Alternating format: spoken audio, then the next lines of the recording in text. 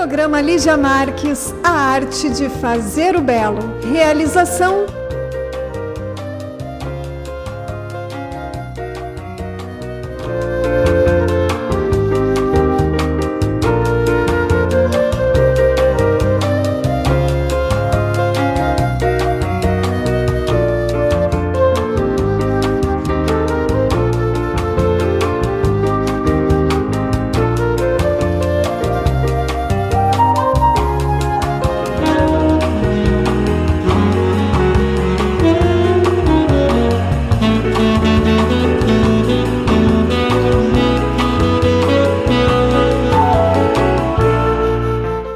Olá, estamos apresentando mais um programa Lígia Marques, a arte de fazer o belo. Este programa é exibido na televisão Santa Maria, canal 19 da NET. Todos os sábados às 20 horas temos um programa inédito. Ele é produzido pela SM Produtora e é uma realização do Ateliê de Arte e Arquitetura Lígia Marques, localizado no Centro Internacional de Arte e Cultura Humanista Recanto Maestro.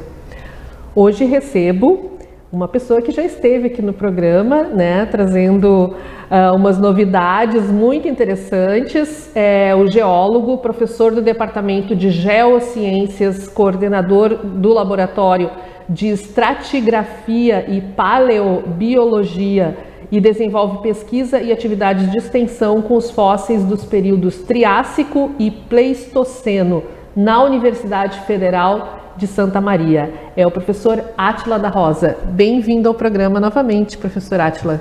Muito obrigado pelo convite, é um prazer estar aqui. Para mim também é um prazer recebê-lo novamente e principalmente para matar as minhas curiosidades, né? Que eu sou uma pesquisadora autônoma e muito curiosa. Eu trouxe o professor Átila aqui, o convidei para nós falarmos sobre vulcões, porque nós temos tido algumas erupções em alguns lugares, né, do mundo, e eu comecei a pesquisar e começou a me chamar a atenção em algumas coisas e eu convidei então o professor Átila. Do ponto de vista da geologia, como é que nascem os vulcões? É importante a pergunta, né, porque quando a gente olha a Terra, ela se movimenta, mas se movimenta numa velocidade que muitas vezes a gente não enxerga. Então, a Terra é considerada, inclusive, como um planeta vivo, né? Ou pelo menos geologicamente vivo, quando a gente fala, né? Pelas suas atividades geológicas que estão lá dentro da crosta, né? Dentro do manto, ou seja, que a gente quase não enxerga. Uma das poucas coisas que a gente consegue enxergar dos processos geológicos é o vulcanismo. Então, o vulcanismo surge, né, exatamente porque a gente tem o núcleo da Terra aquecido, né, uma liga de ferro e níquel aquecida a mais de 5.000 graus Celsius, que transfere calor, né, para o manto, né, a segunda camada, digamos assim, da Terra, né, que seria a rocha fundida ou magma. E esse magma, às vezes, ele se intrude dentro da crosta, que é a rocha que nós estamos pisando, né? Uhum. É uma camada que tem cerca de 70 quilômetros, em média, né, de espessura, né? Enquanto que o resto de toda a nossa planeta Terra chega a ter 6.370 quilômetros de espessura. Então, a gente tem só esses 70 quilômetros superficiais de rocha endurecida. Então o magma às vezes sai para a superfície, aparece como um vulcão. Uhum. Só que a gente fala em às vezes, né, no processo geológico, no tempo geológico, isso acontece muito repetidamente. Não, eu achei incrível nessas minhas pesquisas que a Terra, então, é uma bola, exatamente isso que ele estava falando, tu vê 70 quilômetros, eu entendi, de crosta, e ali dentro é o magma, né, é o fogo mesmo que o vulcão expele. Falando então, estes vulcões, eles estão em vários pontos do planeta. Onde é que eles estão mapeados na Terra? E se tu puderes nos responder se há uma razão específica essa localização onde eles estão, porque tem umas regiões do planeta que eles estão mais localizados aqui, mais ali. Se é uma ordem da natureza, se a gente poderia dizer assim, e se podem nascer outros vulcões não mapeados até agora e quais os instrumentos que a ciência usa para identificá-los. Perfeito. Essa pergunta é realmente interessante, porque quando você começou a analisar, por exemplo, a quantidade de terremotos que existem no mundo, você percebeu que os terremotos pareciam vir de determinadas zonas.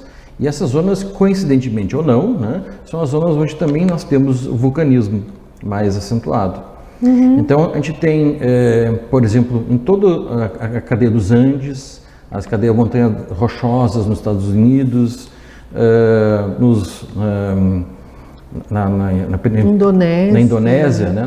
Na Ásia, né? E Tem vários ali. Então, ao redor do Pacífico, a gente pode dizer que existe um cinturão de terremotos, né, e vulcões. Esse é chamado de Círculo de Fogo do Pacífico, né, exatamente porque é onde a gente tem mais vulcanismo exacerbado. Né? Até a década de 60, né, não se entendia por que, né, havia essa localização preferencial. Nós tínhamos até a década de 60 do século passado um conhecimento muito grande, né, da cartografia do relevo continental, mas pouco se conhecia sobre o relevo submarino. Então eu trouxe uma imagem, né, que pode ser mostrada para os telespectadores, né, sobre o relevo submarino. Se a gente pudesse tirar toda a água dos oceanos, né, e perceber como é o relevo submarino, a gente veria que, na verdade, não é um fundo plano, como se imaginava, mas que existe lá no fundo oceânico algumas cadeias de montanhas. E essas cadeias de montanhas, na verdade, são vulcões submarinos. Esses vulcões submarinos, eles são, na verdade, o contato entre placas tectônicas que se afastam, né, lá no centro lá dos oceanos. E esse processo de afastamento, embora a gente não consiga enxergá-la, porque elas estão no fundo submarino, em alguns lugares é possível observar, por exemplo, na Islândia. A Islândia é um país, né, de pequeno porte, quase uma ilha, mas que é uma ilha vulcânica, que está posicionada exatamente no limite entre as placas da Europa e da América do Norte. Então, onde elas se afastam, acaba vindo para a superfície o magma, né, e formando o vulcanismo. Entendi. Que legal. Nós vamos falar depois, mais adiante, de outras ilhas também que se formaram através de vulcões. Vamos entrar nesse assunto, então. Agora, por exemplo, nós tivemos alguns vulcões em erupção em 2021. O mais recente foi o vulcão Cumbre Vieja, depois teve um outro na Tailândia. O Cumbre Vieja é na ilha La Palma, na região das Canárias, né, que pertence à Espanha, e ele emergiu em 19 de setembro. E bateu recordes de mais de 85 dias espirrando lavas e devastando edificações, plantações, estradas, porque é uma ilha turística, né? Então, assim, essa própria ilha nasceu e se formou de um vulcão, né? Você pode explicar melhor. Como é que era antes, então? Tu já começou a falar na pergunta anterior. Era só oceano naquele lugar? Tu saberia contar a história do princípio de como começou essa ilha e depois passa a ser habitada? O processo se iniciou lá no chamado período Cretáceo, há 130 milhões de anos atrás, quando a América do Sul e a África estavam reunidas e se quebraram ao meio e começaram a se afastar, e se começou o processo de formação do Oceano Atlântico. Foi nessa época? Nessa época. Então, a partir desse processo de separação dos continentes, uma coisa que lá em 1922 Alfred Wegener chamava de teoria da deriva continental, mas não sabia explicar o processo, não conhecia as placas tectônicas. Hoje a gente sabe que essas placas elas estão ou se afastando ou se aproximando, né, então levando a esse processo de vulcanismo. No caso do afastamento, né, como eu falei, tem o vulcanismo no fundo oceânico, né, só que às vezes aparece no meio do oceano um vulcanismo.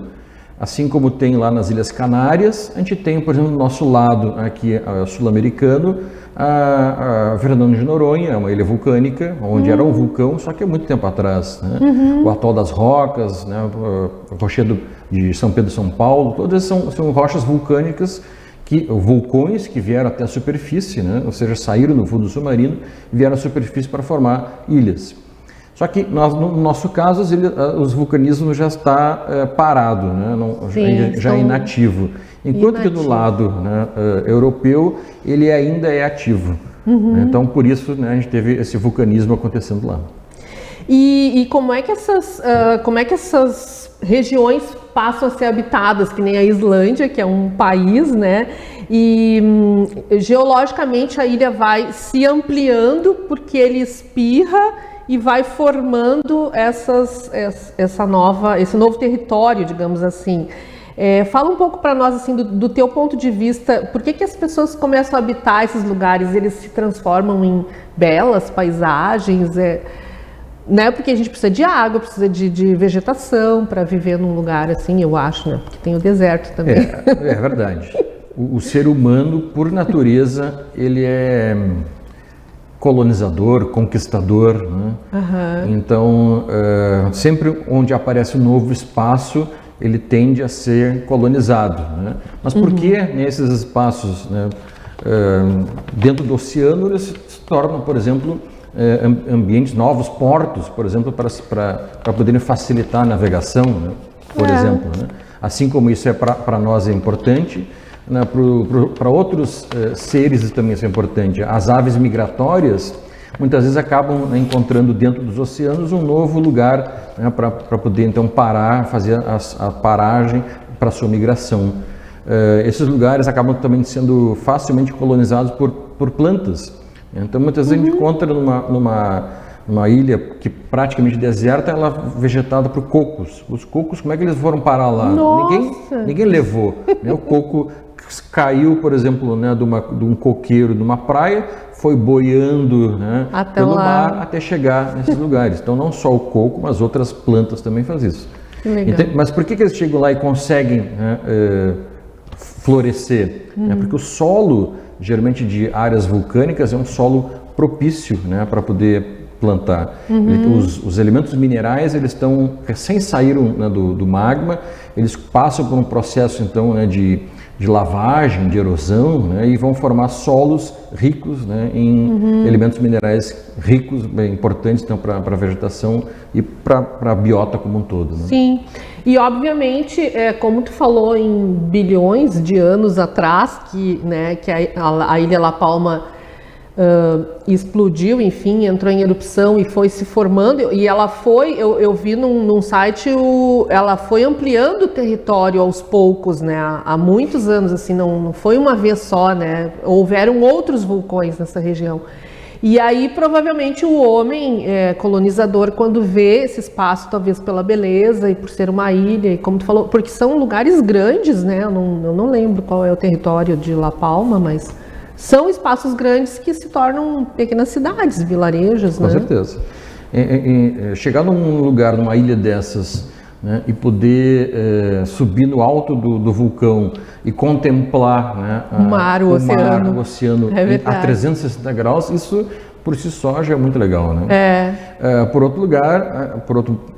outro lado, né, é importante ver também, né, que se é fácil olhar para 360 graus, ele passa a ser um lugar também importante para fazer uma fortaleza, né, de proteção, né, ou seja, é possível olhar para todos os lados e se proteger de um invasor. Então, como colonizador ou conquistador, né, o homem acaba usando, né, um espaço desses, uma ilha, não só por sua beleza, mas por uma questão estratégica. É verdade, cada um tem os seus objetivos, né, dependendo do momento, da época. Nós vamos para um rápido intervalo e voltamos logo para continuar conversando com o professor Átila da Rosa e vamos falar sobre o vulcão amazônico que nasceu no Brasil há bilhões de anos atrás, o primeiro do mundo. Esperamos vocês. Programa Lígia Marques, a arte de fazer o belo.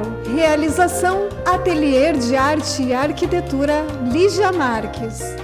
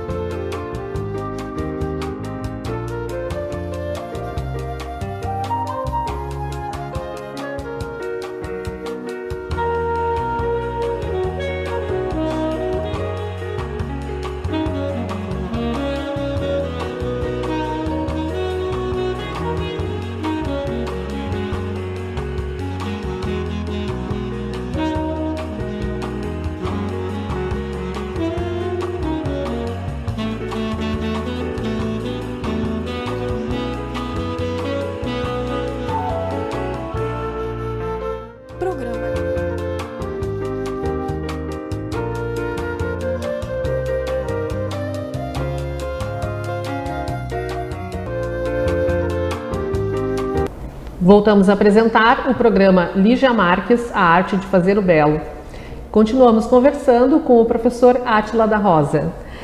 Professor Átila, esse vulcão Cumbre Vieja, ele me chamou a atenção por estar localizado nas Ilhas Canárias, mas não por acaso os meus antepassados vieram de lá, meus tataravós, né? Não sei por que razão eles saíram de lá, mas eles foram para o Uruguai e depois para o Brasil, né? Eu tenho avós uruguaios, tios. E qual seria o motivo, enfim, quando eu fui pesquisar sobre esse vulcão, eu descobri que no Brasil há o vulcão mais antigo do mundo, o vulcão amazônico, que entrou em erupção há bilhões de anos atrás. É verdadeira essa informação? O que a ciência traz e tem de informação com evidências para a gente saber, né, até entender o nosso território, como é que ele foi formado? Perfeito. Antes de responder tecnicamente a pergunta, né, é importante lembrar também que a nossa colonização em Porto Alegre, por exemplo, vieram muitos casais de Açores. Açores também são ilhas vulcânicas. Né? Portugueses. Então é importante, né, lembrar disso. Né? Bom, respondendo agora à questão do vulcão amazônico, bom, no bloco anterior eu tinha falado de placas tectônicas. Sim. Né? Então as placas tectônicas, ao longo dos últimos bilhões de anos, a gente tem 4 bilhões e meio de anos de história geológica no nosso planeta, que são retratados, registrados, bem reconhecidos, né? Então a gente teve movimentação dessas placas tectônicas em vários momentos, né? Em momentos ou de separação, né, das placas tectônicas e formação de novos oceanos, a gente tem vulcanismo. No choque entre as placas tectônicas também tem vulcanismo. Então a gente tem, por exemplo, toda a região que vai do sul de Santa Catarina, passando por Porto Alegre, Pelotas, entrando no Uruguai adentro, né? A terra dos teus avós, bisavós, tataravós. Né? Tataravós. Toda essa região, na verdade, era um pequeno continente no passado, né? Que se chocou com outro pequeno continente e deu origem à América Latina. Né? Esse pequeno continente chamado de Rio de la Plata tinha vulcanismo e deixou na base dos seus vulcões rochas magmáticas mais antigas que compõem os granitos que tem em Pelotas, por exemplo, né? E que muitas vezes a gente usa esses granitos vermelhos em Pelotas, em Cruzeiro do Sul, nas fachadas das casas, né? Como mesa, como pia hoje em dia.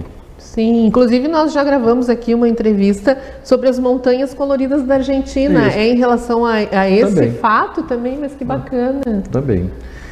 E com relação ao vulcão amazônico, bom, aí o mapeamento, né, da Amazônia, ele é bem mais difícil, né, porque se é fácil encontrar rochas por aqui, onde a gente não tem tanta vegetação, a selva amazônica, ela impede de enxergar as rochas, né? Então, o mapeamento amazônico, geológico amazônico, ele foi sendo melhorado ao longo dos últimos tempos, das últimas décadas, com novas tecnologias, com imagens de satélite que permitem não só ver a cobertura vegetal, mas ver além dessa cobertura vegetal, a rocha que está abaixo, o solo e a rocha. Né? E com isso foi possível reconhecer diferentes tipos de rochas, né? E uma delas era essa, né? Essa rocha vulcânica que aparentava ser antiga, né? Quando se percebeu por datações que ela tinha 1 bilhão e 900 milhões de anos, se percebeu que era um dos registros vulcânicos mais antigos conhecidos. Que legal, né? E a exuberância da Amazônia também, né? Da vegetação, que é a próxima que nós vamos falar também mais adiante. E também me chamou a atenção a linha, quer dizer, Fernando de Noronha, Amazônia, eles estão numa linha próxima, assim, ou é coincidência? É coincidência. Os que estão numa linha próxima, que a gente pode chamar, né, que aí não é coincidência, é um fato geológico, são saindo do Rio de Janeiro e entrando pelo Rochedo de São Pedro, São Paulo, a tal das Rocas, indo até o meio oceânico. Eles fazem parte dessa abertura do oceano e separação das placas. Já esse vulcão amazônico, ele já tem outra idade, né? A idade, em vez de milhões de anos, tem bilhões de anos. Então, é outro processo, que seria o processo de a aglutinação de outros continentes que levaram à formação, né, da América do Sul e, por fim, do Pangeia, né, como a gente conhece, o grande continente que existiu milhões de anos atrás. Isso, já pesquisei sobre isso. Então, aí, estudando sobre os vulcões, a gente começa a entender, quando há essas erupções, além dos gases tóxicos, né, e bombas e os tremores de terra que estou entendendo que vão provocando isso, e são expelidos muitos materiais, né, por esses vulcões. Então eu estou olhando assim para o Brasil e também para as Ilhas Canárias. Agora em La Palma aconteceu um fato, todos esses minérios, né, todas essas relações de riqueza que nós temos aqui e que acontecem em alguns lugares. Por exemplo, em La Palma, no Parque Cumbre Vieja, tem essa exuberância da vegetação. E o vulcão Cumbre Vieja expeliu um cristal esverdeado. Eu vi nas imagens, né, porque eu acompanhei bastante semanas esse vulcão. E teve um momento que aparecia na lava umas coisas verdes assim, e aí eu fui descobrir que é um cristal chamado olivina e que é usado na joalheria, né? Poderia falar um pouco assim dessas produções, de que materiais que são produzidos no fim junto a uma erupção? Deve ser diferente em determinada região do mundo. Sim. Antes disso também queria falar, eu trouxe umas imagens, por exemplo, para mostrar o trabalho do vulcanólogo, né, ou vulcanologista, né, que é, dentro da geologia, a profissão mais perigosa que tem. É muito bem paga, mas também é muito perigosa.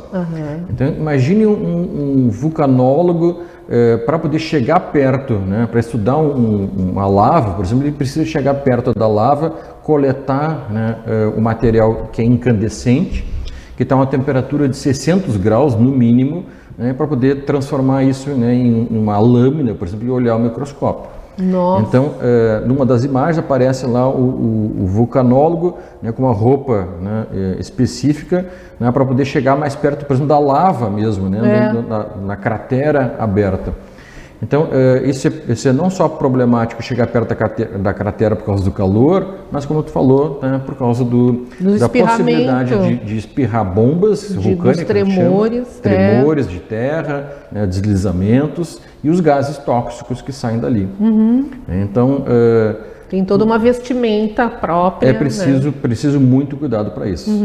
Bom, a lava, né, ela desce muitas vezes do alto da montanha, do vulcão, mas na verdade ela está saindo lá de dentro da crosta. Então, dentro da crosta, a gente vai ter muitas vezes, ou a lava ela sai direto, então não dá tempo de cristalizar minerais, ou se ela ficou dentro de um bolsão, que a gente chama de magma, a chamada câmara magmática, por algum tempo, pode ser algumas dezenas, centenas ou milhares de anos, não dá tempo, às vezes, de formar alguns minerais. Os primeiros minerais a se formar dentro de uma câmara magmática são as olivinas. Olivina vem de oliva, então tem uma cor verde-oliva, né? Então lembra as oliveiras.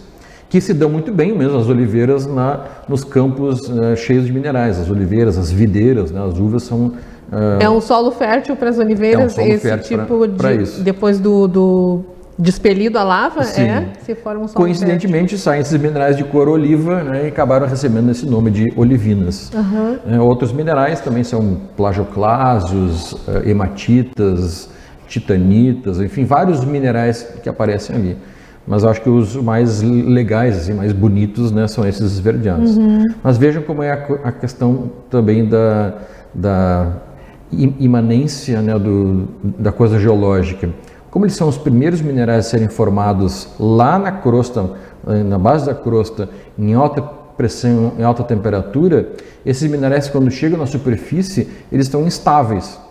Então, é possível observar o mineral ali, mas em pouco tempo, né, em pouco tempo geológico, esse material vai se perder. Então, é preciso saber observar também, né? Que incrível! Ele é produzido lá dentro e é expelido. E é uma composição química da natureza mesmo, e daquele lugar. Ele consegue se cristalizar em alta pressão e temperatura, mas quando ele chega numa temperatura menor, né, é como se estivesse tirando gelo da geladeira, né? Ele começa então a se reestabilizar, né, para essa nova pressão e temperatura. Então, a olivina, ela geralmente ela se quebra, né, nos lugares onde se cristalizou anteriormente, vai se quebrar e vai se transformar em outros minerais. Entendi. Eu fiquei com uma dúvida a respeito da pesquisa quando se colhe a lava e leva para o laboratório. Tem que esperar esfriar ou se consegue visualizar no microscópio? Quando a gente pega quente? a lava, né, e geralmente o que o pessoal faz é já bota dentro de um balde com água, por exemplo, que ela cristaliza rapidamente. Tem que cristalizar. Tem que cristalizar. Tá. Porque eu via também nos vídeos do vulcão Combrevieja alguns instrumentinhos que eles levavam e eles mediam algumas coisas ali na hora, quando ela estava incandescente. São vários sensores de temperatura, sensores de gases, né? Até sensores de tremores. Muitas vezes o que na geologia a gente tem, né, são o trabalho que a geologia faz para poder minimizar problemas, né, desastres. Então tem vários vulcões hoje em dia, né, eles têm lá as câmeras de acompanhamento do vulcanismo, né, ou do processo que está saindo gases, ou está saindo mesmo cinza vulcânica, ou mesmo dos tremores, né, para poder evitar desastres. Bom, nós precisamos encerrar o programa e eu queria só rapidamente passar, antes da gente entrar na última pergunta, sobre as cidades submersas, né?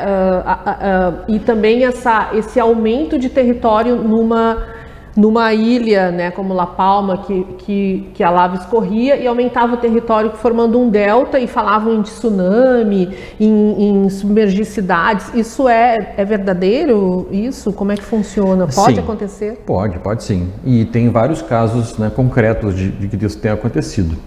Né, antes do vulcanismo, quando a magma está chegando na superfície, é comum encontrar, na verdade, um aumento, né, desse relevo.